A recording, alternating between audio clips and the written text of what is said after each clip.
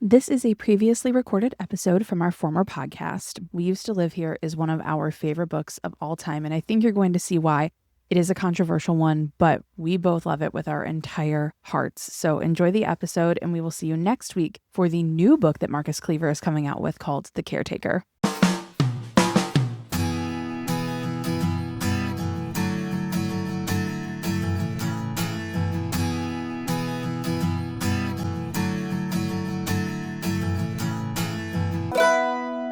Hello, everyone. We are your hosts. I'm Britt. And I'm Hannah. This week, we finish off our spooky series with a book that we're still trying to piece together. Rabbit holes down Reddit, everything. It's a lot of fun. And this book is called We Used to Live Here by Marcus Kliewer. So excited to talk about this one. I feel like this is probably a book, in comparison to every book that we've read on the podcast, that we can have the most theories about and still have no solid answer. So Yep. Yes. I can't wait. Yes. So if you guys are new or you just need a refresher, how this episode is going to work is we are going to go over trigger warnings in a brief synopsis for the book. Then we're going to reveal our song choices, which is our favorite part of the podcast. And then we're going to go into what we like to call spoiler territory, meaning anything and everything that happens cover to cover inside this bad boy right here, we're going to be talking about. And there are so many links and ties and clues. We both have consumed this in two different formats, and so we have a lot to discuss. So if you haven't read the book, and we highly recommend that you do, you're going to need to pause the podcast there and come back once you have to make sure that we don't spoil anything. Yes, because we will spoil things right away in this one. And if you want a happily ever after, this is not going to be it. This is not going to be it. This is a horror novel, and it's not like gruesome or anything, but it's definitely unsettling and spooky. Yeah. So. Yes. So some book themes and warnings to grab this from Storygraph. Forced institution. Forced going to a psych ward. Gaslighting, mental illness, homophobia, violence, religious bigotry, animal cruelty, dull. It's not a funny subject matter at all, guys, but It's not. I can't talk. Death, alcohol, and forced institutionalization. Beautiful. Also, if you guys are watching this, did you notice that we have a little special something going on? We're debuting the folklore cardigan today. Yes. All right. A brief synopsis. We grabbed this one from Goodreads. This is going to be a fucking mess. All right. As a young queer couple who flips houses, Charlie and Eve can't believe... No.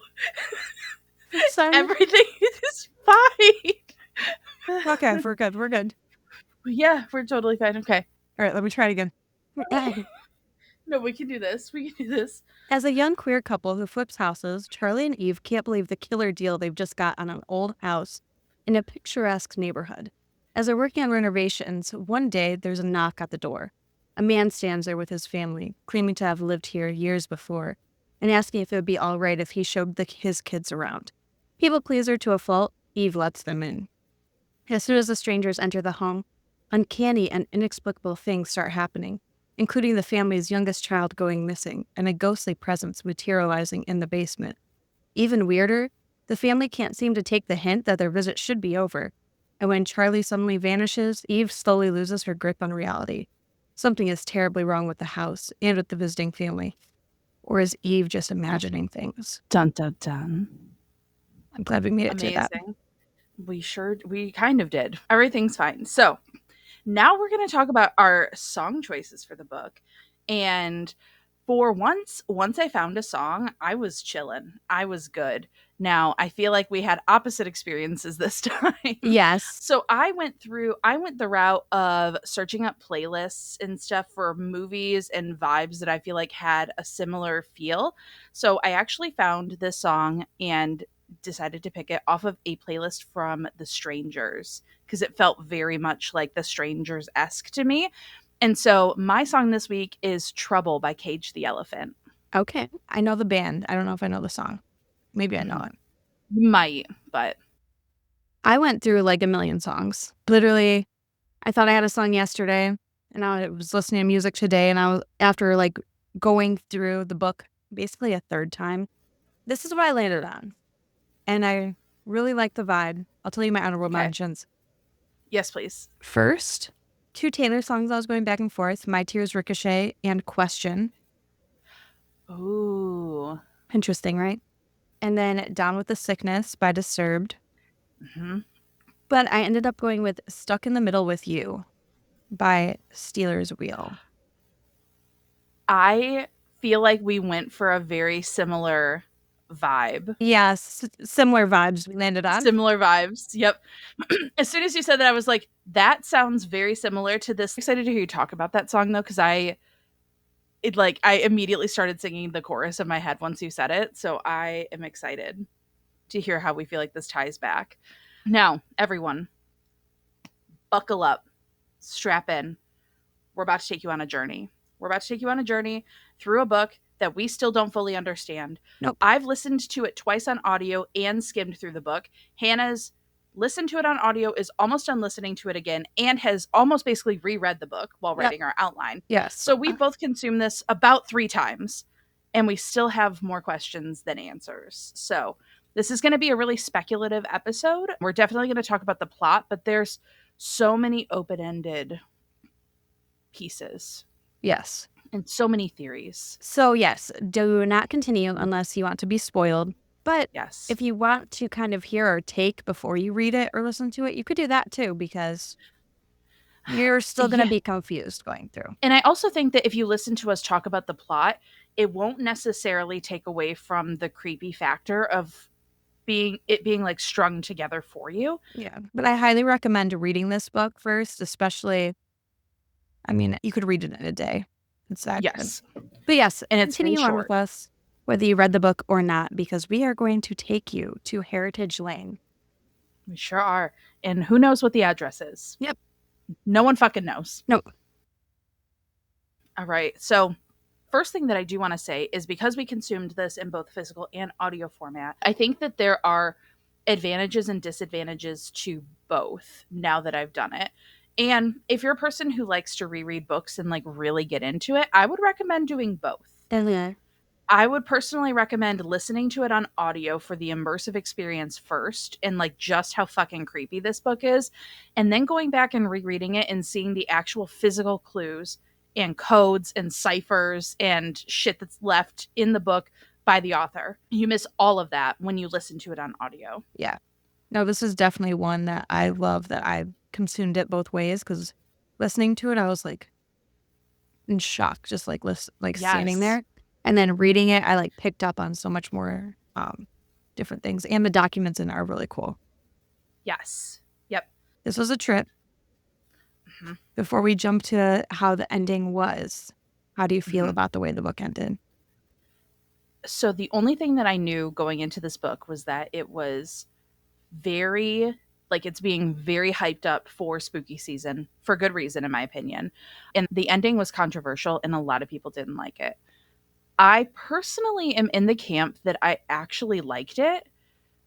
And I think that surprised me because I was prepared knowing that the ending was controversial and knowing that people didn't like it, because the ending it stops. The book stops and you're like, that's it? Like, that's fucking it? What are we doing? So I did end up liking it though, because especially upon listening again and really diving in, there's so much that leads up to that point and so many things that point back to where we started that I think it's really open. And honestly, so this book too, if you guys didn't know, Marcus Kliewer, this is his debut novel. However, this story originated on Reddit. He posted this originally on Reddit, and as he was writing this story, people were giving feedback and theories and thoughts about what was happening, and so he molded and shaped the story as it went.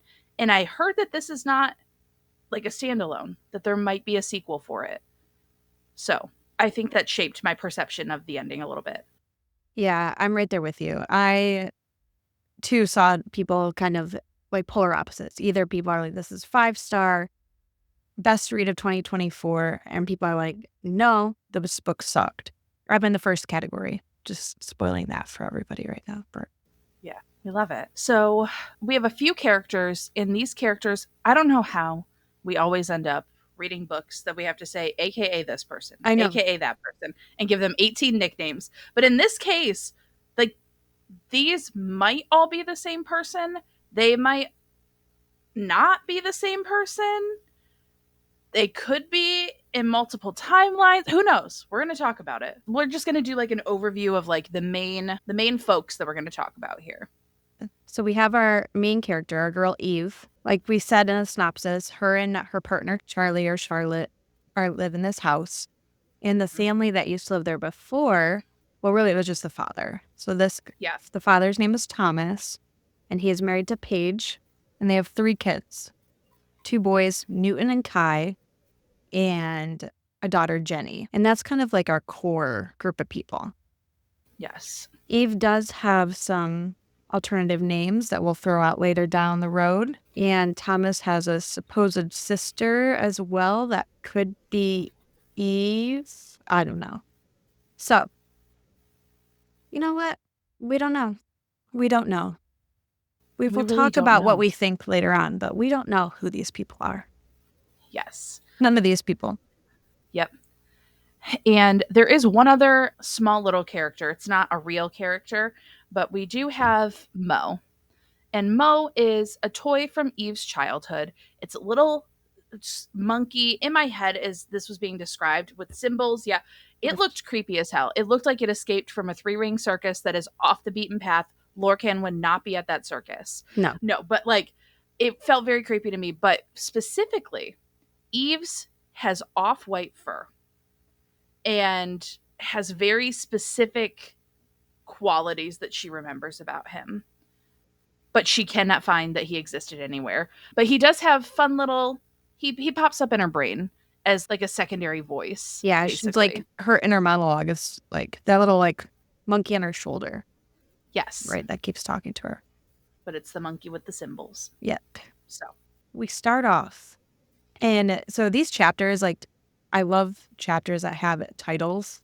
Me too. Not just like chapter 1, because I feel like it gives so much more to what we're going to be reading about. Also, as we get started here, just wanted to let you guys know that we are deep in the Reddit forums, like Hannah said earlier about this. So we are using the r/horror lit by Spooky Fork, talking about like some of the spoilers, the discussion from them, some of the references that they have, some of the things people use. And also there's what's the other one called that you just sent me today? Old House.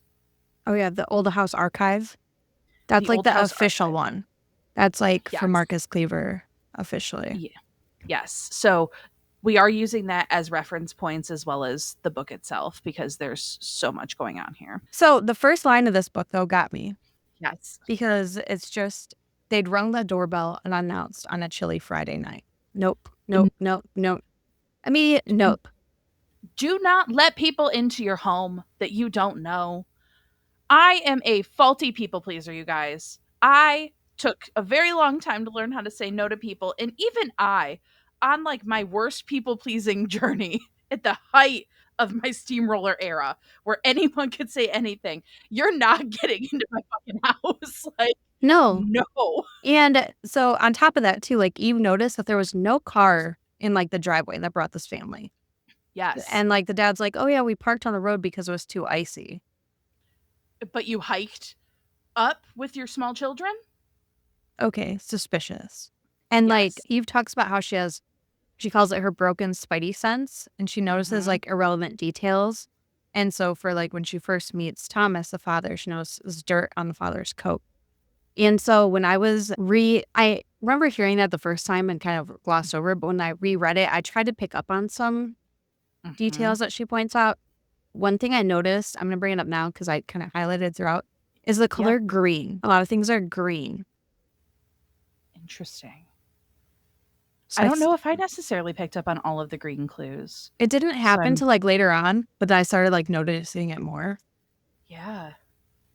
Interesting. But yeah, so Eve says like she remembers stories of this happening, aka like I mentioned earlier, the strangers. Like this was kind of the vibe that I got.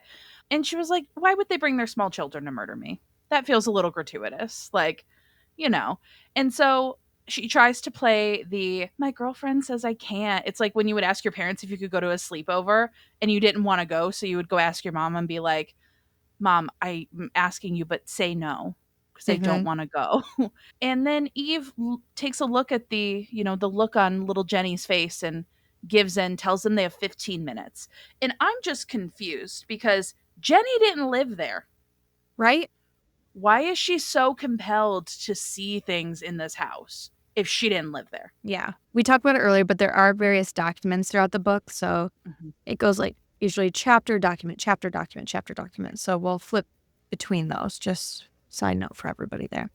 The first document we have is a real estate listing for the house, which is just nothing too crazy in it, but it is a real estate listing for the house of 3709. Yes. Address is important. Address is very important, 3709. But the website that it was on is no longer operational. And this is a very secluded house. Like, this is in a place that's been called, their realtor told them it was called Stray Dog Summit. But we find out as we go, like, she has an interaction with her neighbor, and her neighbor's like, the fuck? I've lived here for years and I've never heard that term before. And so it's very interesting, but I was reading some theories about Stray Dog Summit and what it actually could mean. And I do think there's a little bit more to it than that, but that's just a little mention as we move forward. Everyone listening is going to be like have like a web that they have to put together for all the things that were like, hold on to that thought. We're going to come back to it. So Thomas says make himself at home. He like takes off his jacket, opens a closet, hangs up their jackets, and weirdly it comforts Eve. And it's like, oh, yeah, P did live here. I do get that. Yeah, like, but I don't know. I'd still be like, get out, get out, get out. Well, yeah, I wouldn't have let them in the first place. But like, I get where like her brain was like, okay, he knows where things are. He's comfortable here. Yeah. I get it, but also he's not. Yeah. And even Charlie are still like moving in. They're trying to decide what they want to do with the house in general. They have a dog named Shiloh. And Thomas talks about how he had a dog named Buckley. And there was a document about how they need to rehome him as well. She also noticed Thomas taking a pill. That was one of her like little notices. And just all these like weird little things that she is picking up on watching this family interact with her belongings. Now they're doing like this tour, and at some point she like leaves them to their own devices. Thomas does ask her about a dumbwaiter that used to be functional in the house, and Eve is confused because she's like, what are you talking about? It's still there, but it's just covered up. There's also little things like Thomas mentions that there are little symbols, almost like glyphs, carved into places, and he says that was done by his sister. And then Jenny also calls Eve Emma right out of the gate. Yeah. And the one Reddit thread is interesting about that too. We'll bring that up later, but yes, it's a good little note there. And then Jenny runs to the basement, even though Eve is like, let's not go to the basement. We got a lot of dangerous stuff down there. And Jenny plays hide and seek a lot, apparently, and goes down there, hides, and Thomas and Eve go looking for her in the basement. And then this part freaked me out as the start of my like mini little freakouts. So Eve finds Thomas down there, like standing still and just not responding in the creepy basement. Yeah. Where his daughter has run away and is hiding. And he has not a care in the world about his child's safety and well-being. He's like, it's fine. She'll come out. She has her flashlight pen. It'll be fine. We'll find her. Don't worry. Yeah. And Eve also is like nervous that Jenny's going to get hurt and like come back and like the family will sue them and everything. Yeah. Now, okay, I kind of want to just, I feel like in order to keep everything straight, we're going to have to talk about some things, some theories early, because otherwise we're just going to like, it's going to be too much. So the basement itself, there's like multiple thoughts and things, but there's something that happens in the basement a little bit later that we're going to talk about. But specifically, like Thomas in the basement, there's a figure that she ends up seeing in just a little bit here in the basement. I feel like the basement has to be, personally, some sort of like portal or hub for whatever's happening, whether it's strictly paranormal, whether it's like weird like timeline glitches. The reason I lean toward timeline glitches is because how much the Mandela effect is spoken about coming up here. And I think a little bit of paranormal, but really like multiple timelines occurring almost simultaneously, like one on top of the other. And that basement almost acts as like a you go down and then you come up and you're in a different timeline sort of Yeah. situation. Did you watch The Umbrella Academy at all? I have not. I've been wanting to for a long time.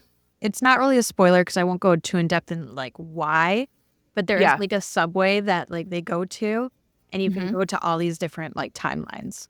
And so that's Yeah. what it made me think of too, is like just all these things and the same people and different. Yeah. So that was, I just had to get that out now because I know that I'm going to forget to mention something later. So Charlie ends up coming home, Hmm. and Eve thinks it's weird, like you said, Britt, that the family isn't concerned about Jenny. They're like, well, if we just like eat and we have Hmm. dinner, she'll come up. She'll be fine. The family ends up staying for dinner because Charlie's like, oh, yeah, it's fine. Because, Eve said Charlie wasn't okay with it, but she never actually got a hold of her. And they just have like awkward dinner conversations. Paige is like adamant they say like an official grace. And then you just see it come off like really religious. And Paige asks if Eve's parents are okay with her and Charlie's lifestyle. And Charlie's like, Hmm. are your parents okay with your lifestyle? Huh? Love this, Charlie. And then little Jenny comes up during dinner just saying, I'm sorry, I'm sorry. And she just appears. There's something weird about Jenny. I feel like Jenny is weird. Yeah. Like, she is young, so I think that there could be the reasonable thought that like when you're younger you're more susceptible to paranormal happenings and things like that, so she might be seeing and picking up on different things. But there was something about her, like I didn't care what the other two boys were doing. Jenny was the one who like really freaked me out. Yeah. So later on, too, they point out, I don't know if it's in the beginning, because I didn't catch on to this till like later, like the green thing. Yeah. They do say like later that she has green eyes. And so like I wonder if Interesting. I want to reread this book again. I know. And see what they talk about like Jenny throughout too, because I think I missed a lot with her the Yeah. first couple times around. There's also too like the family ends up leaving, but they don't actually leave, they come back. Because there's the weather alert that the bridge is closed. Yeah. Come back. And like there's also this like kind of thought that Eve goes through because she remembers a story about her uncle Benji and the way that Charlie like discredited his paranormal experiences as he was telling them, rather than just letting like a chill old man basically just be okay. Like he had a paranormal story, he was excited to tell it, and Charlie was like, dude, like it was a fucking owl, you didn't see anything, more or less. And I think it's interesting, and I feel like that was done intentionally to make Charlie seem like a very logical, reasonable, skeptical person, and not necessarily for like anything within the story itself. Maybe a little bit, of stuff that they see in the forest, but I think that really just set up the fact that Charlie is a skeptic. Yeah. 100%. And we also get a document on laser tattoo removal. And at this point, we find out that Paige had one removed on her neck, like a penny-sized circle. But I feel like that doc is important later on as well, too. Yes. So, of course, the bridge is closed, so the family ends up spending the night. Eve is very suspicious, but Charlie's like, nah, it's fine. It's okay. And they have this conversation about how there's really no known photos of Eve except the one that's in Charlie's locket. And it's the only known photo of Eve Palmer. Like it's intentional, and like I it's just, guys, it's just fucking weird. Everything in this book is so weird. Yeah. And then our little buddy Shiloh, she Mhm. alerts them to something outside. And, Mhm. it's our lovely father. It's Thomas. Of course it is. Just standing outside again. But he asks, where's Allison? Who's Allison? Who is she? And then we get a very interesting document on sleep paralysis. And it's also interesting to know, I think that like titles are going to come into play of the documents at some point, whether we decode it or not. I don't think we've mentioned this yet, but like I said earlier, when we said that there's an advantage to listening and an advantage to reading, disadvantages to both, at the end of those documents, what I didn't know was weird. They put it through as like weird, almost like a fax machine sound in the audiobook, is Morse code Yep. that was left at the end of each document that was put in with an intentional message. Yes. And so after they kind of get Thomas out of his little sleepwalking, him, Charlie, and Eve talk about how Thomas kind of brought up to Eve, like, did you notice anything weird? Like, I don't think this house was haunted, but like, there's just the symbols are odd that are carved around the house. And so he does talk about Allison and how Mhm. he felt her core memories were changing. Mhm.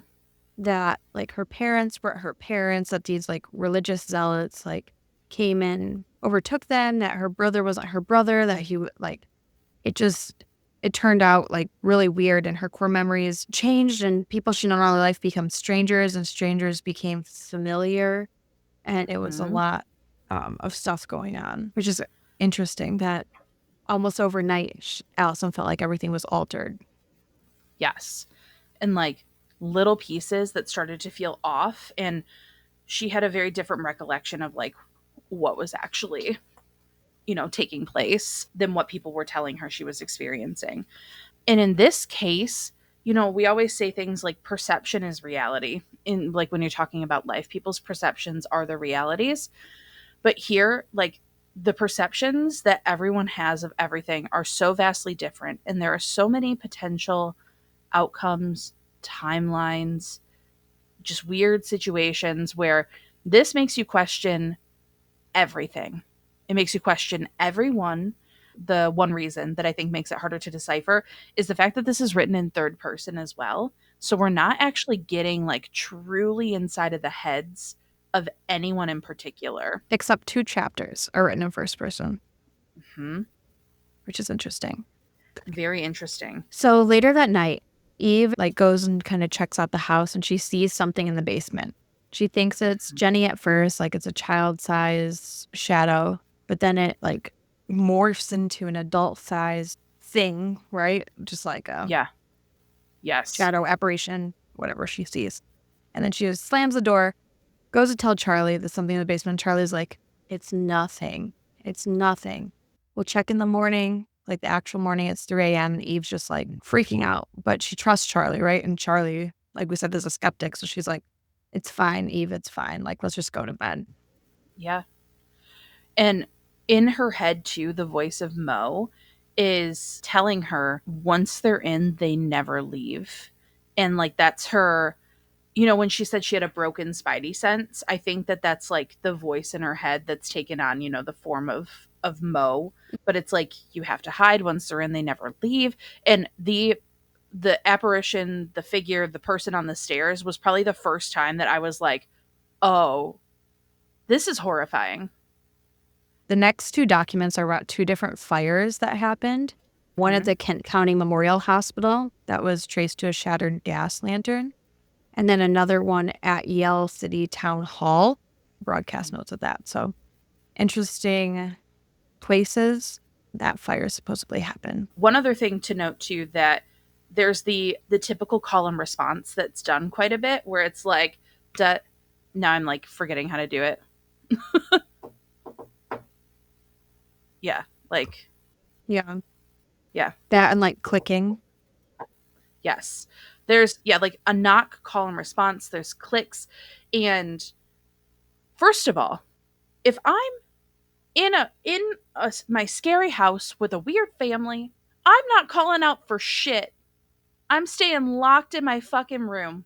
They can take whatever they want. They can leave later. I'm not calling out for nothing. Not a thing. Yeah.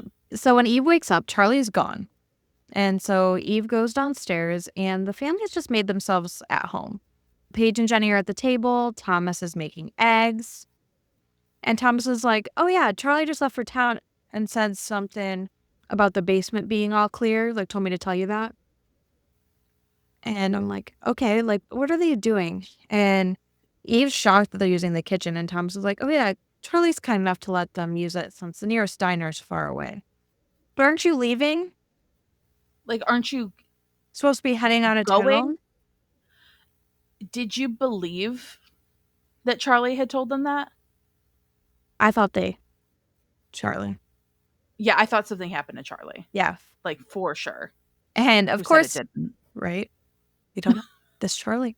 Of course, Eve doesn't have her phone. She lost it. And the kicker, the family doesn't have phones either because they're doing a digital detox from church. But this is the thing.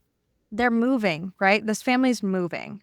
So is it like a nationwide church thing or was it just their congregation? I'm like, what do you Well, do? and he said they would like FedEx them back after the month detox. They're moving across the fucking country. And you're telling me that they're moving with 3 young kids across the fucking country and they don't have cell phones? Absolutely not. No, No, I don't trust them. absolutely not. I trusted no one. No. Nothing. And so Eve does have like an internal debate, like, oh, maybe Charlie is in the basement, or did Yeah. she really actually leave? So she does at least have that thought, that sense. But she does that, like throughout the book, it's very common. She grounds herself by pointing out features of the house and just kind of noticing different things, which I think gives her kind of where she talks about pointing out irrelevant details. I think by grounding herself and kind of focusing, she's able to pick those out too. And she notices Charlie's locket is hanging on one of the nails on the wall that Eve removed last night. Sketchy. So sketchy. And Eve is like weighing her options. And basically, she's like, I would rather be anywhere else but in this house with this family right now. So we gotta go. And so she leaves the family in the house because at that point, honestly, that's what I would do too. I would, if they're not leaving, I am. But it's important to note, like we said, this house is very remote and there was a snowstorm. And so it's very, like, the conditions are not great. But Eve hikes her ass, takes Shiloh, hikes her ass over to the neighbors to try and find a phone to get a hold of Charlie so she can corroborate the story that Thomas just gave her. Yep. And so we talked about Mo the monkey earlier, but there is a document of a conversation on raretoyforums.net, and it's pretty funny. I can't read all of it, but it's about people trying to look for this toy and talk about the Mandela effect and how there's just different versions of this toy, that the toy that people are looking for haven't existed, the actual ones. Yes. And I just love, so if you are on Reddit, right, there's like Reddit bots, and I love the one that's like, always says monkey, and it's like monkey. And so it's like, the bots that just pop up for like different words. I thought that was funny. Yep. But yeah, so definitely interesting. Yeah, and this is the first dive into the Mandela effect. And I feel like that, to me, at least in my theories that I've kind of started to piece together, the Mandela effect and how that's impacted by maybe different timelines, that's kind of where my head is with all of this. Along with it being paranormal, because there are some instances that would not happen in regular situations. So I think that maybe the paranormal realm has something to do with the way that the timelines overlap. But right now, as we're talking through this, I might come to a different conclusion by the time we're done. I'm in the camp of paranormal and different timelines. I'm on definitely different timelines. What you kind of brought up earlier, the stray dog summit. Their realtor was telling them about that, and that there was a lot of strays up there. And he's like, well, stray dogs. Like, he clarifies it and throws it stray dog summit. But really, it's like a misnomer. So which made me like not trust anything else throughout the entire book. But the stray dogs are actually down at the creek. But Stray Dog Creek doesn't have the same like flow of the tongue, is what the realtor says. Eve gets to her neighbor's house. We meet Heather. Now, she was walking to her neighbor's house and she notices the address like right in the, like, nailed to a stump as she goes up, and it's 3707. And now she's like, wait a minute. Wasn't that supposed to be 3708? And this was the first glimpse into the different addresses that are used interchangeably for the same places, which makes me think that there are different timelines happening. She goes up to the house. There's a light on inside. The light goes off. She knocks on the door. No one's answering. Heather is outside. Heather approaches her and Shiloh outside, and there's no one in the house. And so Eve is like, that's a little weird. And Heather's like, yeah, it's on a timer. No, it's not.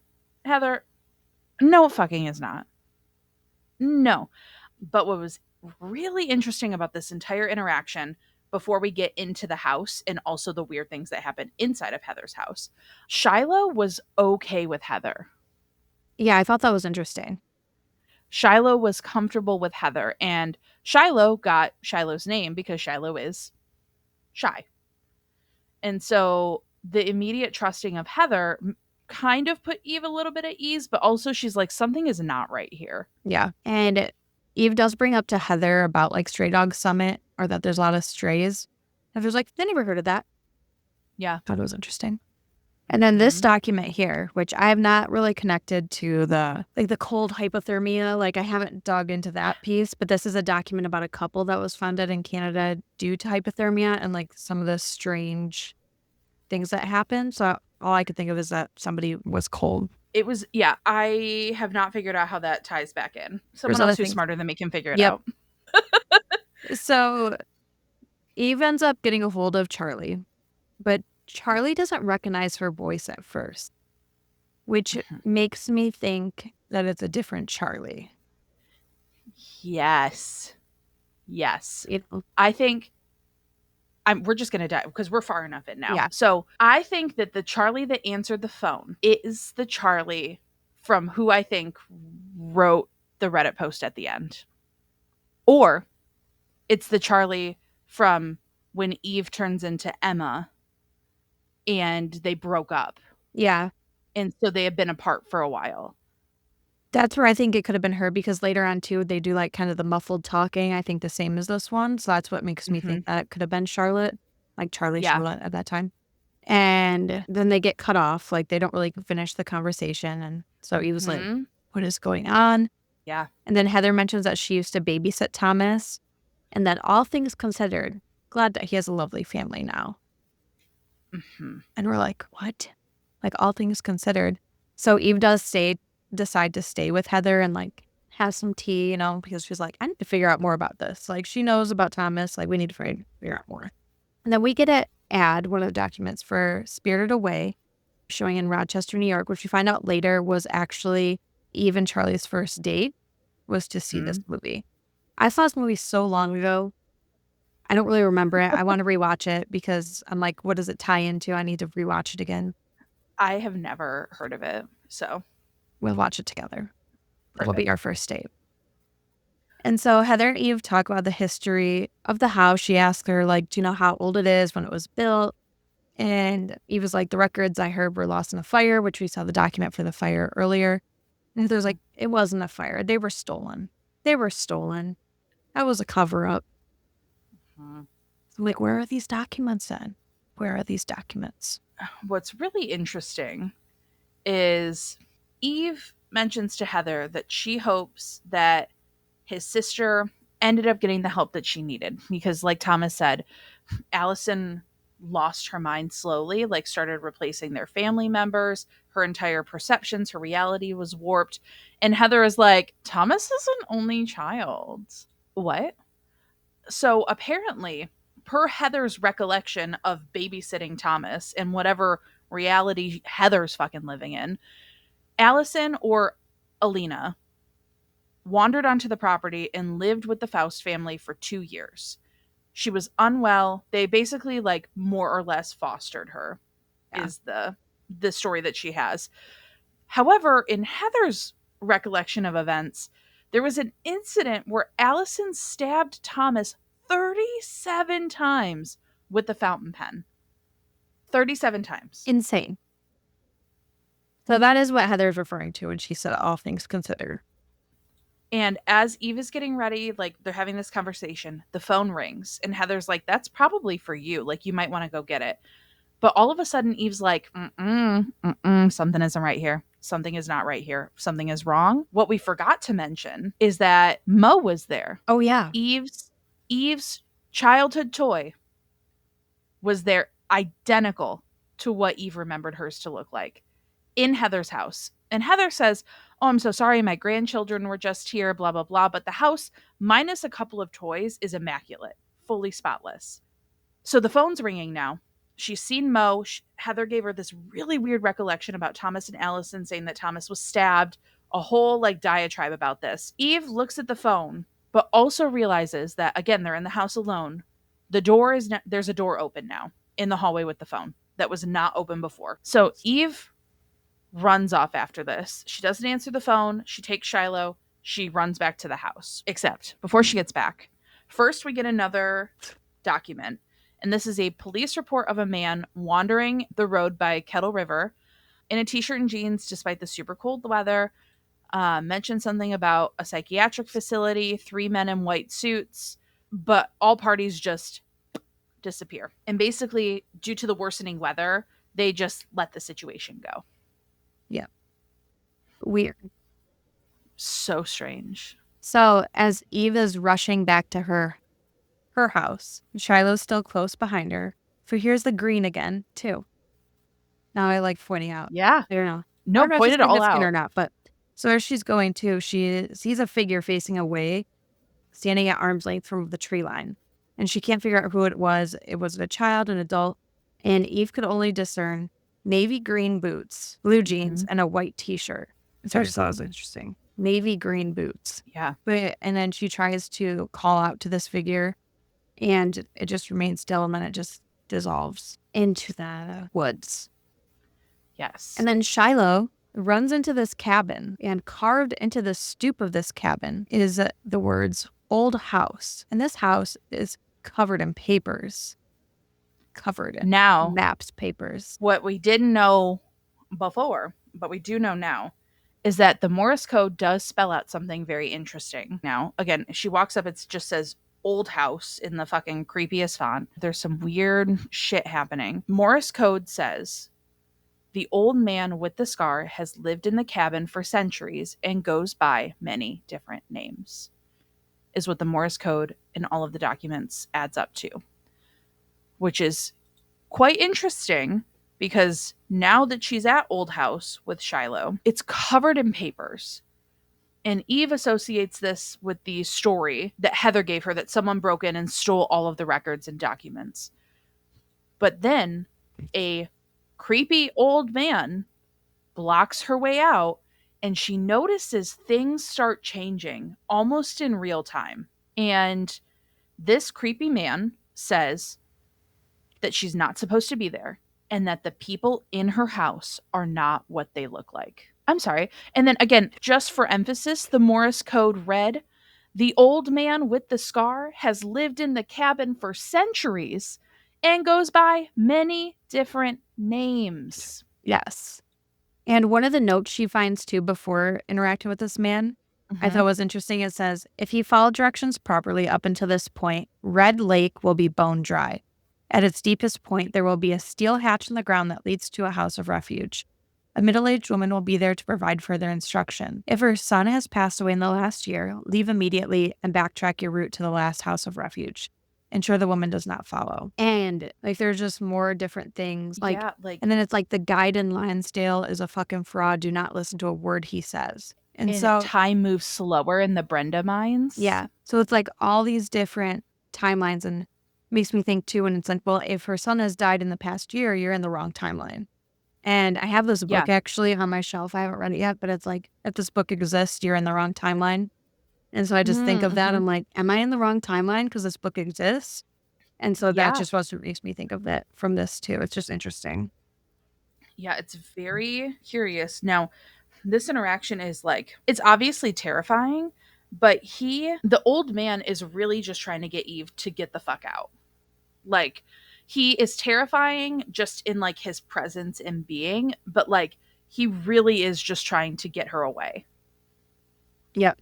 And he does tell her, like, you need to be careful, whatever means necessary, get them to leave. Like, get them out. Like, you need to leave, but you need to get them out too. And I just keep coming back to like Mo's thought, like once they're in, they never leave. Now the old man, do we think that this is like Thomas in another form? Kind of. I go back and forth on that one. Because he goes by many names, so it could be. It could be. I also think that, so thinking about Stray Dog Summit, I'm just going to start like on a rambling situation here, and I'm probably not going to get to any particular point because, again, I still don't know what the fuck is happening. But I was thinking about it in the context of Stray Dog Summit, and The light specifically from the cabin is something that Eve recognizes and points out, but doesn't know the source of several times in the book when she's outside. She notices a light ahead of her, like in the forest. This was something I even picked up like on the first listen. And it's definitely from this cabin. Like it has to be. Now, again, going back to Stray Dog Summit, there are some theories, especially on that Reddit forum that we were talking about it being like Stray Dog Summit is like the stray people. So there are stray timelines, open strings, open ends.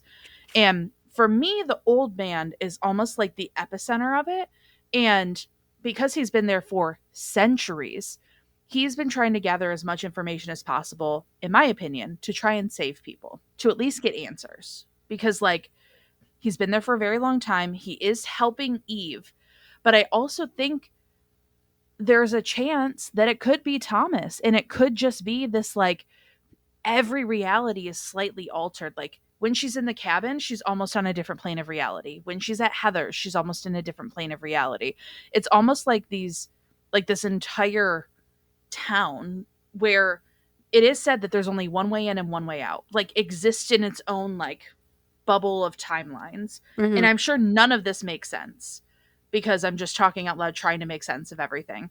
But like it obviously has to connect in some way, but like there's so many possible routes that this could take. Like part of me thinks that like Thomas's family isn't even real. Like Thomas himself is real, but he's like an entity. This is kind of like one of the first running theories that I had before I got too deep into like the multiple timelines. And like he like brought forth a quote unquote family with him, but like he is the like sinister entity that's like running the house basically. Yeah, it's just there's so many. I feel like my brain is firing in 1,000 different directions, and that's fine. But like, I don't know. I really don't Yeah. know. Well, so the next document I find really interesting. And I Mm-hmm. think it does kind of go into like kind of what you're saying about Thomas being the entity, but it Mm-hmm. breaks down like old house. And like that's a Mm-hmm. term that gets used a lot. Yep. And there's like different people. Like we won't go too in depth of it because it's a lot. Like definitely read this book and get more. But Yes. there's like the host, the guest, the guide, a tourist, a trespasser, an anchor, the hatch, a shortcut, and a hook. And Mm-hmm. so one of the things that's a couple things from this document that I want to point out too is like one thing it says the longer someone is trapped in old house, the more dangerous they become to themselves and others. Some claim Mm-hmm. that symptoms akin to radiation sickness and psychosis can occur, Mm-hmm. hallucinations, extreme paranoia, etc. But like you were saying, like Thomas being an entity, like he's almost like the anchor, Yeah. and he's been trapped there for so long. Like if he was a little kid there, and because they say if you've been in old house for longer than a year, then it's Mm-hmm. really hard to escape. Yeah. So like the host is a person that's trapped or willfully residing in old house for longer than 1 year. Actually, longer than 1 month, it's harder to escape. Yeah. So like entering, because where did I read? Like entering without a guide is not good. And so Mm-hmm. that's basically, I feel like, what happened to Eve and Charlie. They did not enter this house with a guide, and now they are guests. Yes. And there's also too. This has me wondering because the cabin is labeled as old house. Do we think, like I said, I think it's like the area itself, like Stray Dog Summit, is old house. Yeah. This cabin was labeled as old house, but I think that the entirety of where they are is that. Like, to me, I feel like Heather's not even real. Yeah. Or she exists on like a different plane of reality. Yeah, so it's like a hatch, any structure or entrance that can be used to enter and exit old house. And like you said, maybe green doors, or like I said, the dumbwaiter, the basement. Like, I think that all of this is connected within this like giant property line. And like, I don't think it's relegated to just their house, if that makes sense. Yeah. The ants do get brought up here too. A Mm-hmm. lot. We could go in depth, but we're just going to, Yeah. we'll move on. Yes. And so we have this next chapter called Relic. And she finally makes it back to her house. We think is her house. The family's still there. And they want to leave. So Eve's like, all right, cool. I'm going to go look for the tire chains. Like, I'm going to go do Yeah. that. and so that family can safely leave. She stumbles a box labeled Charlotte stuff, donate, which to Eve, her timeline, Charlotte is called Charlie. So she's like, why does it say Charlotte? And it's like her camera and all this stuff here. Yeah. And while she's looking around, she sees Thomas walk out towards the shed and then scream and hit his head with his palm. And like Eve observes this from inside the house and was like, what the heck is going on? Like, what is going on? And so when she's observing this too, on the windowsill, carved into it is, don't forget which house you're in. So that's where, like, I feel like too, like the different houses on the summit are like different, like hatches or different, what is the other word that they use? Different like shortcuts, like to jump locations almost too. Yes. Just like different things, which I thought was crazy. Yeah. And then the lights go out and Eve's trapped in the attic. And I'm like, F this. Rereading it too, like listening to it freaked me out. And then reading it though freaked me out equally as much. Yeah. And now the lights go out and obviously her flashlight like goes in and out because why wouldn't it? You know, why wouldn't that happen? But she notices, so this is something that Hannah pointed out, like insulation.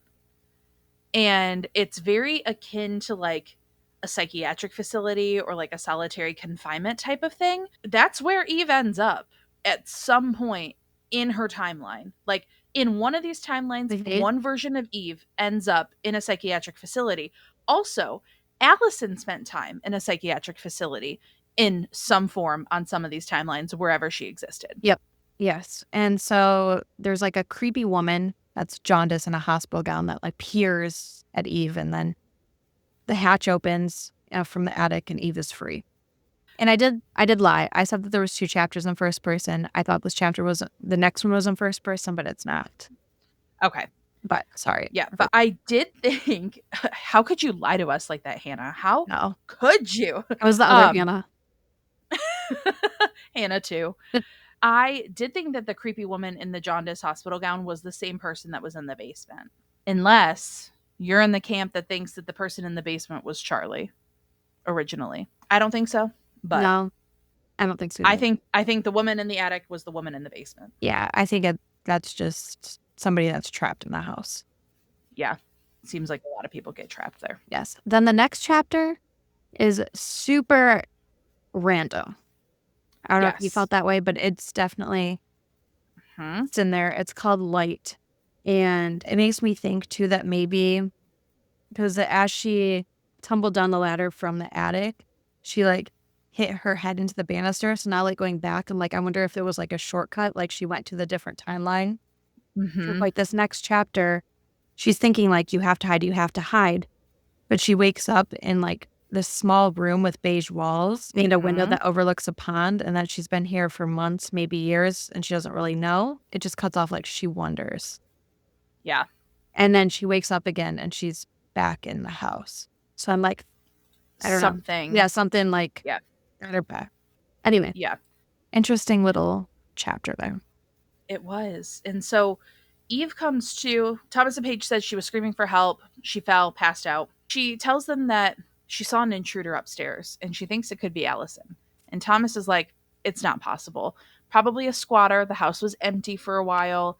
Something very interesting, I'm glad you put this in here too, is that Paige is now in a red rocking chair that Thomas brought in from the truck. Yeah.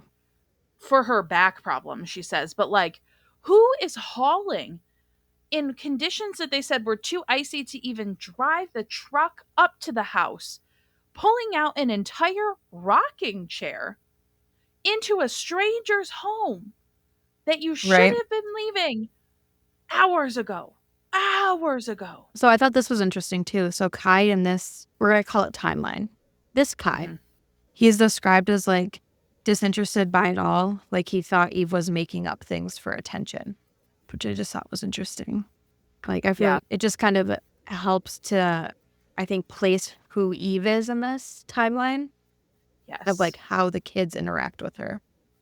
Yes. And Paige does lend out an apology for bringing up her lifestyle at dinner and saying that Thomas is the one who brought her to the Lord originally. However, Thomas does not have a strong faith from what we've seen. Yeah. He had his eyes open during Grace when they had family night originally. He told Eve he used to be deep in his faith and deep in the church, but he kind of lost it, and he really only does it for Paige.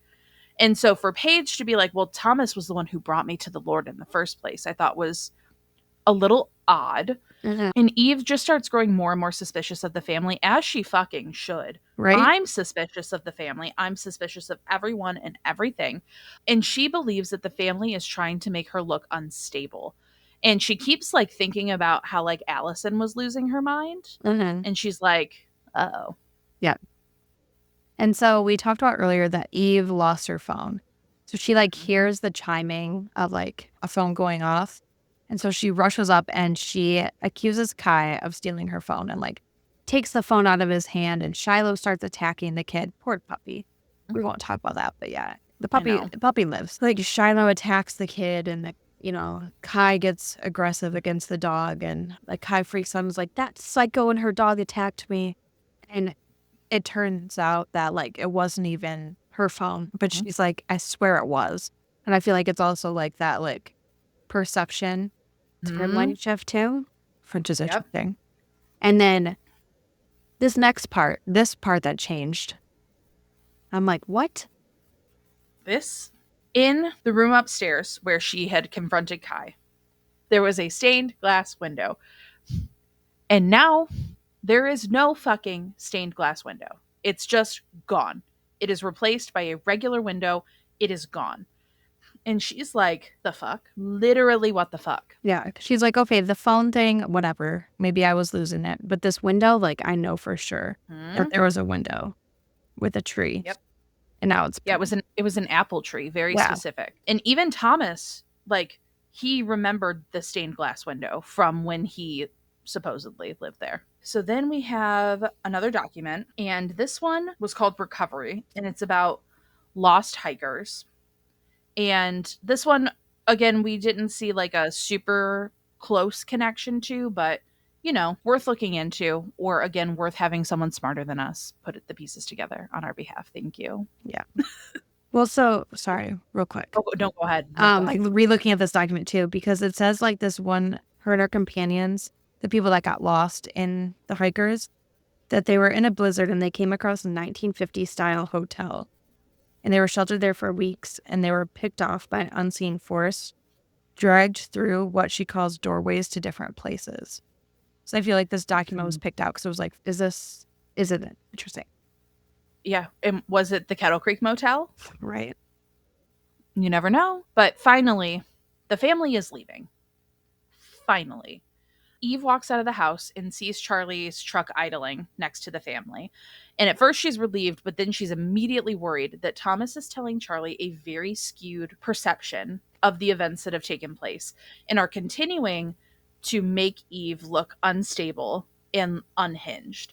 And so I think it's important to remember what we talked about earlier, where I think that the story about her uncle was placed in there for us specifically to know that Charlie is a skeptic, and she's very rarely going to have those moments of like, yeah, something weird's going on here. Yeah. Something is always explainable. It's kind of like, have you seen Get Out? Because I know they reference Get Out in like the cover on here. So if you haven't seen Get Out, I'm so sorry, but it's first of all phenomenal horror movie, one of the best I've ever seen. It's like that moment where you see Charlie out there, but then you see her talking to the family that you were excited and then horrified. It's like in Get Out where the police car pulls up at the end and you're immediately horrified, but then you see his friend is the one who gets out and you're like, oh, thank God, because like obviously they're going to think that the black guy ruined the rich white person's house. Yeah. Like, the social commentary of it all. But that was the exact same feeling that I got when I saw that Charlie was outside talking to the family. I was so excited that Charlie was there and then immediately was like, fuck, what are they telling her? Yep. 100%. It also gave me Us vibes. Us still freaks me out.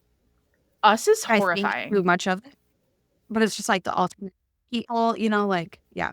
Yeah, like Jordan Peele, any of his films, just watch them. Yes. So then Charlie Eve, and then Eve's like, we got to get out of here. Charlie's like, well, let me go get my stuff, blah, blah, blah. She runs to get her stuff. And Charlie's like, oh yeah, I did notice the window was different. Maybe, and they joke like, maybe that was their plan all along. They wanted to switch out the windows.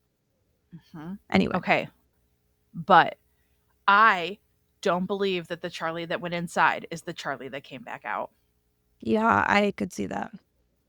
I think that the original Charlie was sitting outside in the truck, and then she went inside with Shiloh, and original Charlie never left that house. I think a different Charlie from a different timeline came back out.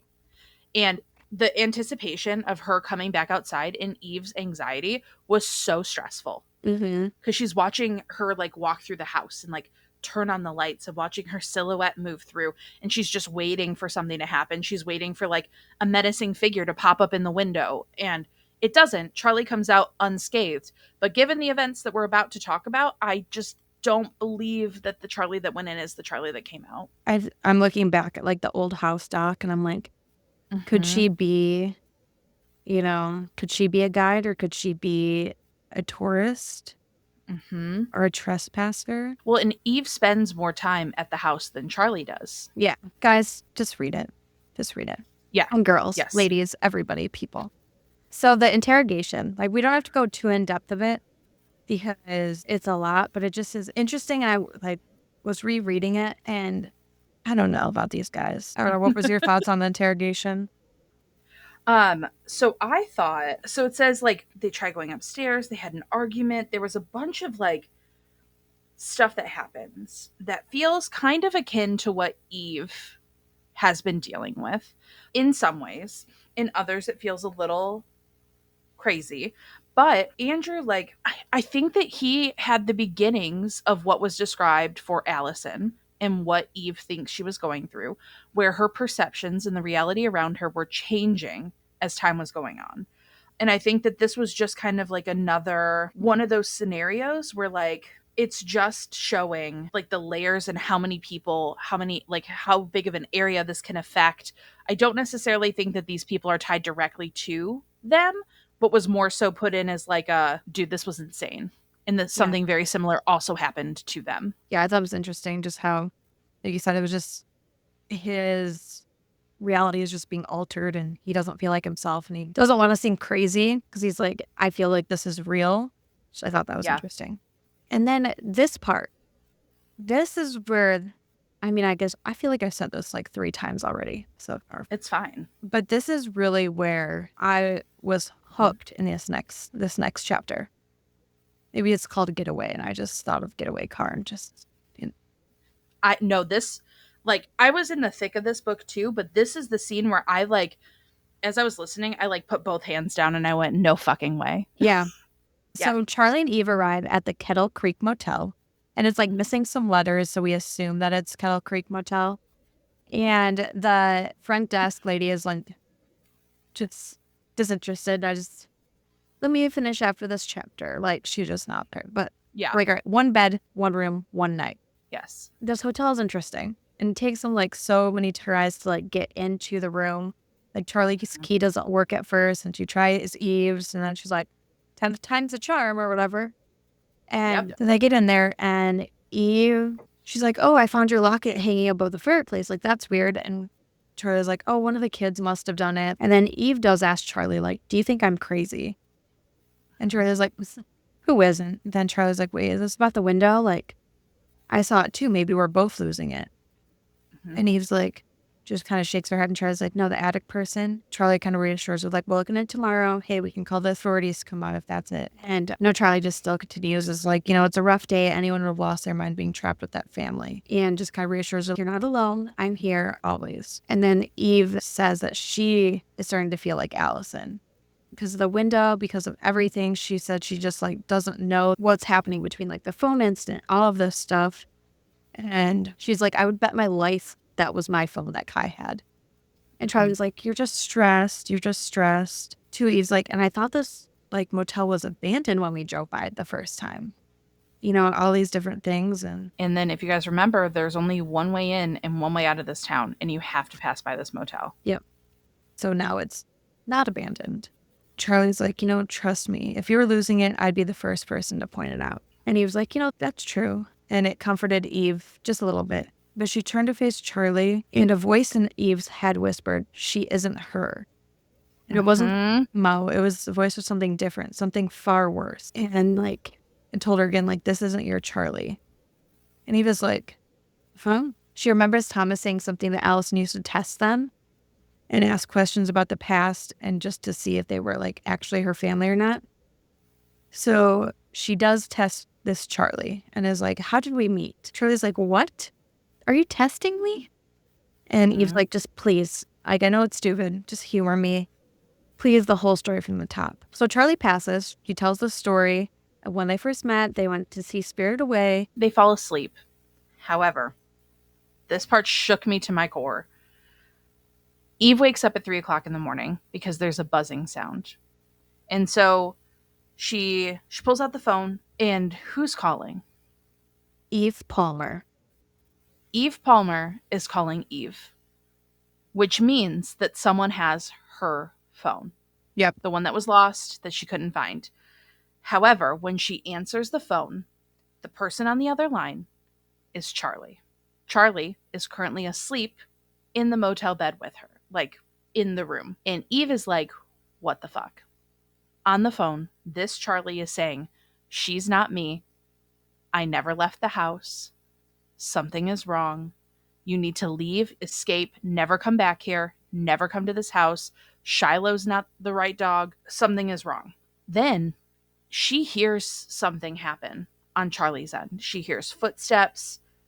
She hears some staggers. She hears sounds that she can't decipher whether it's really a cry or maybe a laugh. Everything just gets closer and closer until the line cuts off. And then Charlie, who was supposedly just on the phone with Eve, is now in the doorway asking her what she's doing on the phone at 3 o'clock in the morning. And Eve, in her state of confusion, is trying to get a hold of a contractor at 3 o'clock in the morning. Then she notices that this Charlie, the Charlie that she is with that's in front of her right now, because Charlie turns on the light, that Charlie's left hand, the black triangle that she has on her left index finger, is gone. This Charlie does not line up with the visual representation of her Charlie that she has in her head. Yeah. And she didn't notice it until now. And again, it's on her left index finger. So if Charlie's driving, Eve can't see that side of her hand. Nope. The motel, you're not really noticing things. She's in a very dazed and confused sort of thing. Yeah. So she didn't notice it until that moment. And so Eve gets the fuck out of there. She gets into the truck. Of course, the truck has low fuel as soon as she starts driving. But she's not driving away. She's driving back toward the house. But she's going to try to find her Charlie. Yes. Of course, no shoes. She just hops in the car. So the next document we get is it's called Inkwads. And it talks about a psychological phenomenon in which the human mind perceives familiar patterns and shapes within chaotic or ambiguous stimuli. It's called pareidolia. I don't know if I said that right. But it's just seeing animals in clouds, faces on surfaces, or perceiving music or voices in white noise. It's linked to subject's level of anxiety. Just a little interesting note. And then we have the chase. Eve stops to get gas, and she just looks so disheveled. Like I said, she's not wearing shoes. Her hair's a mess. She's woken up in the middle of the night. She sees a sign on the gas station, and it says, or the gas pump, and it says cash only, pay inside. So she rummages through the truck, finds $9 in coins and ripped up bills. And she goes inside, and the clerk asks her, but what she hears at first is, "Do you want religion?" But he really said is, "Do you want regular?" And she's like, "What?" Then there's a quarter that falls, and it rolls, and there's a cop. Of course, there's a cop at the gas station. Of course. And the cop's like, "Oh, you didn't wear shoes." Yeah. So whatever, she gets gas. She heads out. Then she's paranoid because she's like, "Oh my gosh, is this cop going to pull me over?" Obviously, I look like I'm a mess. And he does. And then he questions her about, "When did you last sleep? And are you under the influence of anything?" And then he lets her go, but gets a call on the radio to be on the lookout for someone on the run. She's like, "Oh, is that about me? Did Charlie call me in? Blah, blah, blah." And she just starts the truck and speeds off, and the cop doesn't follow her. So Eve does end up making it back to the house. And despite everything... Oh, before, she almost runs over a child on her way back. Oh my God, I scrolled too far down. She slams on the brakes, almost hits this child, and the child's wearing jeans, a white t-shirt, and green boots. See the green Which again. is jeans, a white t-shirt was the outfit that guy was wearing, who was meandering in the woods when it was too cold with those 3 people in white were with him. And wearing navy green boots again. So it's the same thing. Remember she saw that figure too earlier? This makes me think of these are all the strays. These people, these random figures. But the child, super creepy, does on movement, she's on a crucifix, and then it just scurries off in the woods, and Eve's not my problem. And then gets back to the house. Yeah, despite every ounce of her telling her to not go in, she steps inside. And then before we find out what happens inside, we do get one more document. And this document is talking about a Norwegian psychologist who was world renowned. He's esteemed, and he was fired for quote unquote absurd claims because he was basically saying that he became convinced that one of his patients was actually suffering from afflictions in this phenomena that everyone thought was a mental health disorder, but he was actually experiencing these things, and that he had concrete proof that would even turn skeptics and make them believe in the information that they had. It just ends by saying that they're not sure if he's going to retain his title, but the doctor stood by the fact that he believes that his patient was actually being impacted by legitimately unexplained phenomena. Interesting. So when she gets to the house, there's seemingly no power. She walks in, see the table is set for 6, and there's a figure sitting there, kind of hunched over, and sits up and then darts away.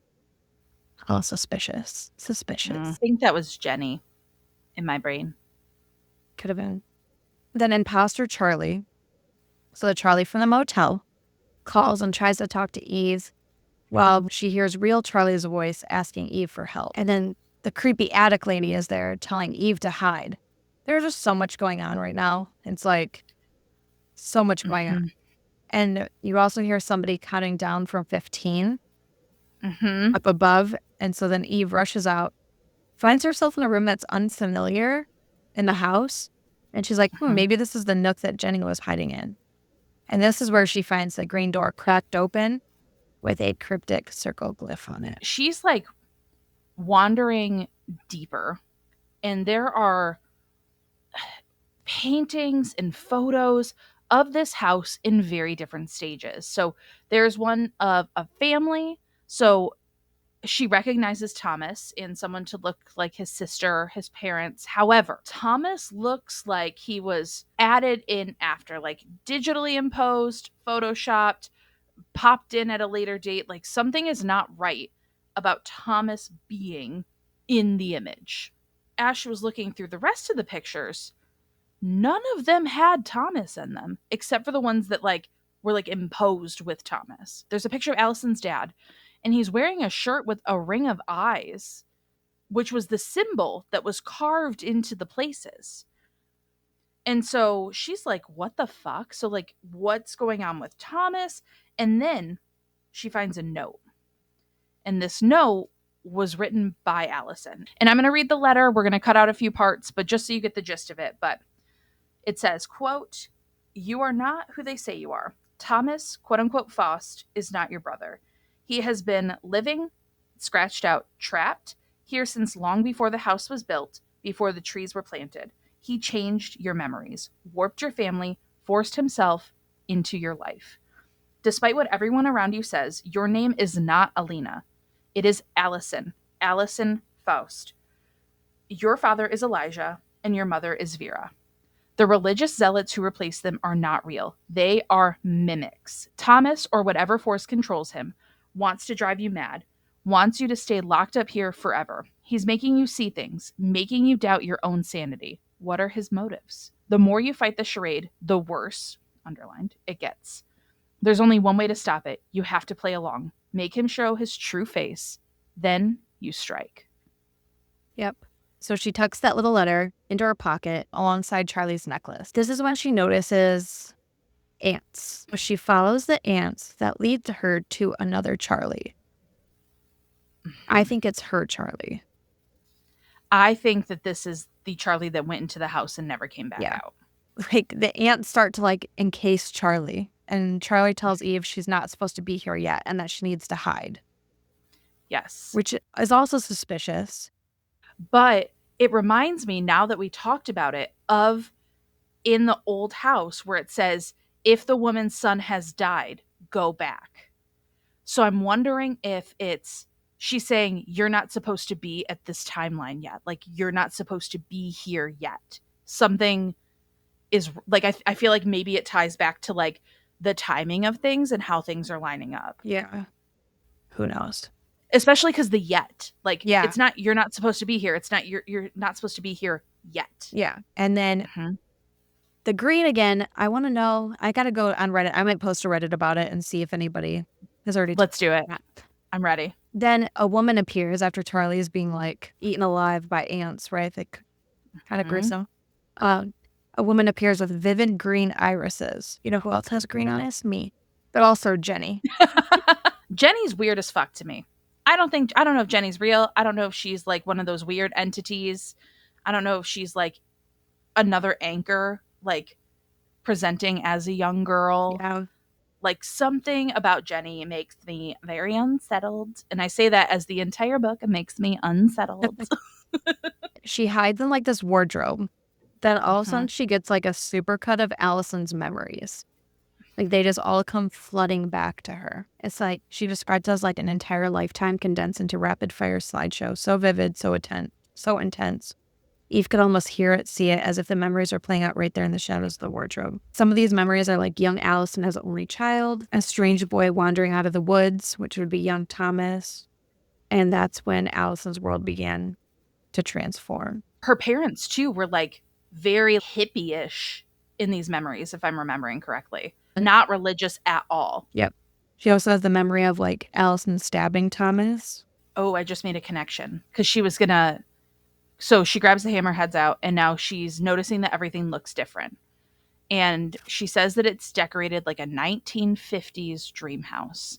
And if we go back to the document recovery, the lost hikers that were stuck in the motel said they came upon a, quote, 1950s style hotel. So, yeah, somewhere in this stray dog summit, somewhere in this realm, the 1950s has to have some sort of like parallel in some sort of timeline situation. Because as soon as I read that, I was like, I'm pretty sure Hannah just said that out loud like 10 minutes ago. I did. So yeah, I literally just made that connection. No, I did too. And I didn't even think about it when I said it at first. Because I remember reading in here like the 1950s dream home. Yeah. So as she walks out, she's like creeping along. And then Thomas stops her, grabs her, and she describes as like a vice-like grip and takes the hammer away and is like, what are you doing with this? And Eve is confused AF. And so am I. Because like, what is going on? Same. And Thomas calls her Emma and says like, this is your last chance in living with us. And that he doesn't want to put his family's say, and he like stops himself, which basically means he's going to say safety, but then he corrects himself to stability at risk. He's just like, what the heck? But then she remembers Allison's note saying the more you fight, the deeper it gets. So then she just kind of starts to play along. Just some weird stuff. And they are at the table. Like she's like, all right, I'm going to play along. I guess I'm going to have dinner with this weird version of this family that this is now their house. And they're calling me Emma. Eve notices that like Thomas doesn't have scars. He doesn't have scars from where like the pen, like Allison stepped in. Yeah, and then we get another document, which is the obituary of Elijah Faust, which, interestingly enough, he passed away at 67 in hospice care in Yale, which is like the overarching like area that they're from. And it says that he's survived by his daughter Allison, which is consistent with the letter that Allison wrote. Yeah. Not consistent with the story of Heather and Thomas in their original retellings that Eve got. Yeah. Interesting. So at the table, Thomas and Paige make Eve / Aunt Emma, here we go with the double names now, explained to the kids that she was just looking for tools down in the basement so she could hang a photo. She just kind of plays along with that story. And Jenny is like, why don't you have a tattoo? And this makes me think, now that like we're going back, that like Jenny definitely is like a different Jenny too. Like she's when she went to the basement. Yeah. He switched. And she's like, Auntie Emma, why don't you have a tattoo? And Paige is like, Emma never had a tattoo. And I'm like, one of the timelines, she must have had a tattoo. Yes. And I'm pretty sure, I think it was the original timeline when the family arrived at the house, if I'm not mistaken. I'm pretty sure. Yeah. No, that's what I would think too. Yeah. I think right now, and I would have to go back, but I agree with you there. Yes. Yeah, but no, I think you're right, though. I think this Jenny is the Jenny that went to the basement originally. And when she came back up, the Jennies were switched. Kai's like an interesting person to me too. I don't know why. I just kept pointing at different things. And Kai like tells Jenny, like, you're going crazy. They're going to have to throw you in the loony bin. Just like what Paige cuts him off because we assume he's going to say like Emma, like that Emma's crazy. Eve notices the locket around Paige's neck. And he was like, that's Charlie's locket. That's Charlie's locket. And Paige's like, no, I just got it in an antique store, and opens it up. It's empty. And she's like, I don't know what to put in it. And he was like, no fucking way, that's Charlie's. Because it was literally in her pocket with Allison's note. And then she came downstairs to this 1950s decoration, and now suddenly it's on Paige's neck. Yeah. And so Eve loses it. She's like, F this, I'm not playing along anymore. And threatens Paige with the corkscrew. Thomas picks up the phone, and Eve's like, has like flashes of being like in the psych ward, and is like, no, put it down. I'm not going there, right? And the kids exit, right? And Paige, self-defense, tries to stabs Eve in the thigh, and then all of a sudden the corkscrews on Paige's neck. Yep. From Eve. So, right, Paige. And one of the weird things is that Thomas does call 911 and says their address of 3710, not 3709, which is where the first house was. So like we said, when she went to Heather's and saw 3707 and she thought it was 3708, it's like everything is off by one in this particular time. And so Eve runs upstairs to try to escape, you know, Paige dying and Thomas wailing, and Eve's trying to figure out it all, and runs up to Allison's room, and Allison is there holding a green pen. See, like, I don't know, maybe it's not. There has to be, but I feel like there's something. No, that's too many coincidences and specificities of green, like the dark, like navy green boots, the green pen, the green door, like, and I'm sure, and the green eyes, like Allison's green eyes, Jenny's green eyes, like there has to be something with that. Yeah. Again, someone smarter will figure it out. Maybe we'll turn to Reddit, but like it's an observation. And so then Thomas is there, and she's like, they're fighting, you know, blah, blah, blah, blah, blah. And then Eve's like, I'm not a killer, even though she just killed Paige. Oops. And so she decides to not kill Thomas. As she's leaving, Thomas does call her Eve. And she's like, what the fuck? And then shit happens. They're up in the attic, and Thomas grabs her by the ankles, and then she traps him with the tire chains. And it's like this big, like, I don't know, this epic battle almost between these two. And then a cop interrupts them. Like, we gotta go. Just a few things that Eve/Emma notices on her way out. And then they kind of just walk right by Jenny and her green eyes, green again, and the Jenny, like they just kind of pass her. And she also notices Allison's out in the woods, and now she looks more like she's full of life versus she was before.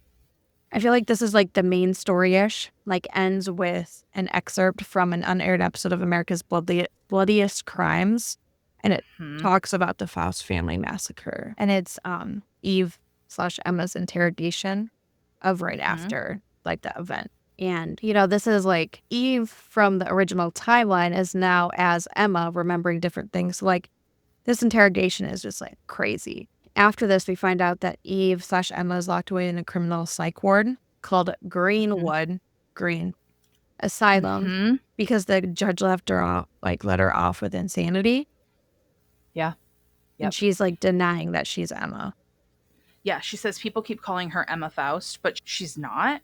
Her name is Eve Palmer, and she's reciting it out loud. Like, again, old wounds. So this chapter, this is in first person. This is one of those first person chapters. And it just says, my current residence is 3709 Heritage Lane. My partner, the love of my life, is Charlie Bastian. We've been together for the better part of the last decade. And she just goes into that. Now, Hannah made the parallel earlier. So in the chapter Light, that very short chapter that we had, it says, she wakes in a room no bigger than a walk-in closet, beige walls, rickety bed, a window that overlooks a murky pond. That was a direct quote. And now, at the end here, where we're in this first-person chapter, it says, cooped up in a room no bigger than a walk-in closet, beige walls, cold light, rickety bed, my only solace is a barred window overlooking a pond of turtles. So it makes me wonder, though, was that Light chapter from Eve/Emma, like just like a little snippet where she's already here in another timeline, or was this a snippet from Allison? Because Allison was locked up at some point, and the chances that Allison experienced the exact same thing pretty damn high in my brain. Yeah. She starts like collecting evidence to prove the skeptics wrong. Well, not to prove the skeptics wrong, but to prove to herself, like, this is it. She calls this timeline's Charlie, who is known as Charlotte, and Charlotte tells her that they broke up because Eve just started packing up one day and never said anything. And so her entire memory of this relationship is just skewed for this current timeline. And this is where shit continues to get fucking weird. So Thomas visits her, and she notices that his teeth are different, maybe implants. He tells her that he found the Lord again. Thank God, right? Woohoo. Said that he forgives her. He forgave her for what she did to Paige. But then he leaves her with something that said it meant a lot to her and Charlie. Not Charlotte, Charlie. And he gives her the original locket, and on the inside is the only known photo of Eve Palmer. Like, looking back to that chapter that, you know, was the lost pre-production unaired episode, it's almost like this reads like a found footage, like a Blair Witch type of found footage situation. Yeah. But also, like, I just think everything is layered on top of each other, one after the other. There are different timelines, and this is the last piece of it here. And I feel like we should just read this last chunk here, and then we can, you know, wrap up. Yeah. So the last document of the book, it says Help is the title. Description: transcript of post on highstrangenessforums.net. The post title: my partner went missing, but everyone is telling me she never existed to begin with. I never thought I'd be posting on a site like this, but right now, I don't know where else to turn. I've exhausted all other avenues: family, police, the fucking FBI, everything. On date redacted, I returned home to address redacted and found our recently purchased property looking as though it had been abandoned for decades, boarded up, completely falling apart. My partner, name redacted, was gone. Only our dog remained, wandering around the nearby woods. All other evidence of my life with name redacted, including photos, text messages, emails, all of it vanished overnight. The authorities, my friends, and family, everyone in my life insists that name redacted isn't a real person. I've nearly been institutionalized multiple times, but I'm not giving up. If anyone has any idea, any information, no matter how outlandish, please help. For more details, contact me here. Email redacted. And that is We Used to Live Here. Yep. So you can see the ending is a little controversial. However, I firmly believe that is Charlie. I believe that is the Charlie that we got in the books is different than this Charlie that's writing it. This Charlie never existed in the premise of the story. I think that this Charlie was the one that wasn't there. Yes. So this is the one. I got this off of the Reddit forum, the Sorting Out We Used to Live Here, on r/horrorlit. And it was a comment from Jess00921. And when I read this, I was like, this is it. Like, this happens. So she said, there are a lot of strays. I think that this is what they keep referring to. Not stray dogs, but stray timelines / people that coexist. I think the original Eve went into another timeline the first time that the family entered the house. when they came into the foyer and Eve went to call Charlie. That's why she couldn't reach her. She was already in another timeline. When Charlie showed up in the original timeline, the house was boarded up, all traces of Eve had vanished, and Shyla was wandering the yard. We lost the original timeline in the first few pages of the book, was their theory. And so I personally agree with that, because didn't Charlie say that she never got the phone call from Eve? So I think that the post at the very end was from Charlie, the original Charlie that we never actually interacted with in the book. It's just what's crazy to me. I agree with you there. But like Mm-hmm. when Charlie called Eve when she was with the other Charlie, like somehow I think the Charlie at the end of the books figured it out. Yes. And that's why she's like, you're not supposed to be here yet. Like, I'm supposed to figure this out. Like, I don't know, something. Oh, so you think the one in the house with the ants is the original Charlie from the original timeline? I think it could be. I could see that. I don't know. I mean, But I have like 500 different thoughts. yeah, I know she interacted with Charlie, the other Charlie on the phone, or who we thought was original Charlie, and then we have doppelganger Charlie. This is too much to keep track of. But I feel like that phone call could have been faked by Thomas To or get her by back. someone. Mm-hmm. Because it's possible that the Charlie that was with her was just the Charlie of that timeline. Yeah. And while Charlie was a skeptic, her writing off Eve in those moments of like, I saw someone in our basement and she's like, bro, it's 3 a.m. Just go back to bed. I'll check in the morning. I feel like if that was the actual original Charlie that Eve remembers in her memory, she would not have written off her concerns, especially with strangers in the house, True. that like Yeah. frivolously. So I think that lends itself to believe that we never actually met that original Charlie, at least in that first half of the book. I could see that. What do you think? What do you think about the address changes? I feel like the house is, like you said, like it's a like property. So I feel like in Mm-hmm. different timelines, the house was built in different like spaces. So it's Yeah. like the different lots. But I feel Mm-hmm. like it's also how like the old man in the cabin probably keeps track of things too. Now that we've talked about everything, I don't believe that the old man in the cabin is actually Thomas, but I did while I was reading it. Yeah. And it did cross my mind as we were talking, but I don't think so as we got to the end here. But I do believe, now that we've reviewed everything, I do believe Thomas is an anchor. I do too.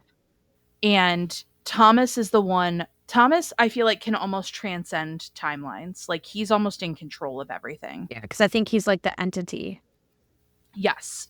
Yeah. And I think that a lot of these things are meant to be thrown away as like Mandela effects and stuff like that. But the idea that these timelines are parallel and existing at the same time, especially with the Jenny situation, I don't know. I just feel like there has to be something with that. And also the stained glass window.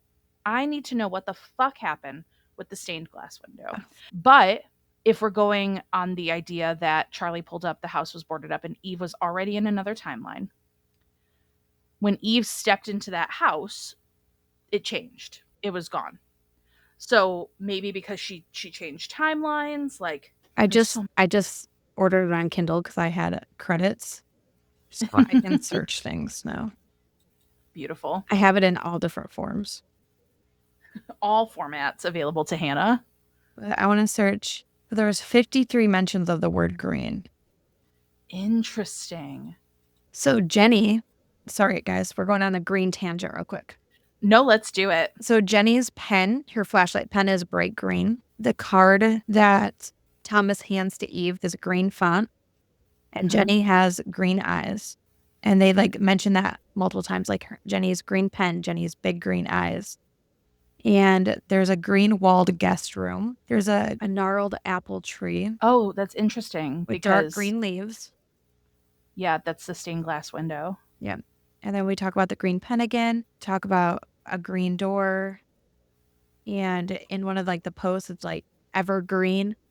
That person's saying, personally, I think it's some glitch in the matrix and something could be explained by bad memory. Ooh, so when Charlie leaves the house after getting all her stuff, she has a navy green backpack. So when Charlie exits the house, it's said that it's a navy green backpack. But then later it says that it was coming from Charlie's green backpack. So navy green is an interesting way to describe things. Yeah. I don't know, maybe it's nothing, but I just think it's still weird. Anyway, okay. Well, That was, I mean, we could literally for hours, we could probably talk about this. yes. What did you guys think? What did everyone think of this book? Because I have so many theories, and the more, so at first I was like, okay, that was cool. I'm down with like a little question at the end. And the longer I sit away with it, the more I find myself like wanting to obsess over it in a way that's probably unhealthy. Yeah. Well, because too, so we talk about like fantasy books having maps. It Hmm. does have a map of the old house, and it's Yeah. that old house map. And it Hmm. has like certain things like around, and you can see there's like Charles Street, Berkeley, Bolton Avenue. And it's like the closet, the study, like the closet circle. And then like one of the rooms has like the circle with all the arrows, which I assume is like the basement. And it's like Yep. open and shut this closet door 3 times. Wait for 5 minutes. The door will open to a staircase. Yeah, and it says like in Baker City during the months of February to July, your name is Kilroy Maxwell Wright. Act accordingly. Yeah. There's just, I genuinely feel like this is something you could like piece together, pick apart, have 5 people look at, and everyone comes to different conclusions on things. Yep. And honestly, like, I love that. I feel like this was such a unique, refreshed reading experience Mhm. for a horror novel. And like I said, twice listening to it plus reading through the book, I feel like has only like strengthened the experience of it Yeah. and That's like same. pointed out more details. And yeah, so that's that. That was a lot. Thank you all for joining us on this very chaotic journey of the plot and throwing out multiple theories at once that probably make zero sense, but you know, that's what we're here for. Yep. To bring no sense to your lives. Yes. Let's talk about our song choices though. Let's talk about our song choices. So, I chose Trouble by Cage the Elephant. The first chunk of the song is just a bunch of oohs. We love a good ooh. But it starts by saying, at the table by the window with the view, casting shadows, the sun was pushing through, spoke a lot of words. I don't know if I spoke the truth. And I think that just is the overarching theme of We Used to Live Here. We don't know what's right. We don't know what's wrong. I don't know if I spoke the truth, but this is my perception. And it says, got so much to lose, got so much to prove. God, don't let me lose my mind. And obviously, it seems like everyone loses their mind a little bit in this. And the chorus is trouble on my left, trouble on my right. I've been facing trouble almost all my life, which I think relates heavily to Eve because we didn't get into her backstory too much, but she is a very anxious person. She's dealt with quite a few mental health issues, and Charlie was always that source of grounding for her Yep. through the relationship. And so the next line is, my sweet love, won't you pull me through? Everywhere I look, I catch a glimpse of you, which I thought was interesting given the fact that I believe that there are multiple Charlies. Thought that was like a fun little parallel. It says, it said it was love and I did it for life, didn't do it for you. It goes into more ooze and it says, we will come to pass, will I pass the test? You know what they say, the wicked get no rest. You can have my heart any place, anytime. I it's like the essence of the song is like so unsettling. Like, am I going to pass the test? Am I going to get this right? I also love that they referenced Ain't No Rest for the Wicked in this song. And if you don't know Cage the Elephant, you definitely know that song. Like, that is probably the one song that everyone knows by Cage the Elephant. And it goes back into the got so much to lose, got so much to prove. My sweet love, won't you pull me through? And the quintessential line for me is really the got so much to lose, got so much to prove. God, don't let me lose my mind. And this is, I feel like, again, here we go. Here we go, talking cinematically. Yep. Obviously, I picked this from a Strangers playlist, but specifically, I feel like this would be played at the end of this movie, which, by the way, it is being turned into a movie, I believe, Netflix or a show, one of the two. Hopefully a It's show. definitely it definitely got picked up for something. I watched an interview with Marcus Kliewer earlier today, and he said that he couldn't say much on it, but there would be news to come. But I imagine this, like the final scene, we get real original timeline Charlie or whoever it actually is typing out the Reddit post or whatever forum post it is. And then it like slowly backs away with this song playing in the background because it's like a mildly unsettling song, but not actually Yeah. creepy. And you're just sitting there like this, like, what the fuck just happened? So that's why I picked Trouble by Cage the Elephant. I feel like it has the perfect vibes for this book.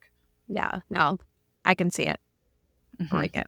So I picked Stuck in the Middle with You for the Mm-hmm. vibes as well, but like earlier in the, like, that you don't really know why the song is in there. You know, Yeah. like it's like Mm-hmm. Stuck in the Middle with You, like it's kind of just like a vibey song and you don't know Yeah. why. They're I feel like it like would be it's played like relevant. if they're like hanging stuff up or like doing stuff in the Yeah. kitchen. Like, yeah. But it starts out like, well, I don't know why I came here tonight. I've got the feeling that something ain't right. Okay. It's like, and I'm wondering how I'll get down the stairs. I mean, song is not about what it's about, what I'm saying it's Yeah. about, but Yeah. Yeah. um, but it's like, you know, I'm stuck in the middle with you, and it just makes me think of like all these timelines, like, you know, not necessarily like a happy thing to be stuck in the middle, but it's just like Mm-hmm. we're stuck in the middle with like Thomas, Yeah. and we're just stuck there. Later, it's like trying to make some sense of it all, but I can see that it makes no sense at all. Again, just like, well, I don't know why I came here tonight. I got the feeling that something ain't right. And like the song itself, it like, I tell you guys, I went through a lot, but I don't know, this song, like listening to it, I could just hear it as like the background soundtrack to this book. Yeah. And like my other songs were more like, oh, this lyric, like Question by Taylor Swift would not be anything about this book, but it's just like, can I ask you a question? And it's just like going off of that and just different things. Yeah.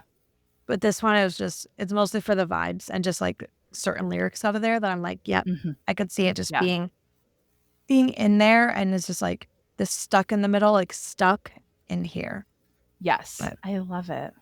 Yeah. I feel like both of them provide a very similar effect, yeah, especially because they both feel like a little upbeat, but they're also both a little unsettling. Yeah. the first Yeah. time I listened to this though, I will tell you, my power went out that night and my dogs just started barking like crazy. And I heard like somebody talking outside the door and I was freaked out. Yeah. I like called my husband. I was like, you have to come home immediately. And the power was out for like 45 minutes, but it was like, Yeah. it was just not a good timing. But like, I feel like it made me like the book even more because it freaked me out that much that like just a normal bad storm power outage freaked me out. So yeah, 5 Saturns. Yep. Here it is. I love that. It's so different. It was such a unique experience. And I understand why people didn't like it. I think that Yeah. if you're in the camp of like us where you kind of like puzzles and decoding things and all roads lead back to Nancy Drew, if you vibe with that, I Yes. feel like this will be a great read for you. Thank you all so much for joining us here as we decipher The Old House. And we hope to catch you here soon. And keep reading with kindness, y'all. Bye everyone. Bye.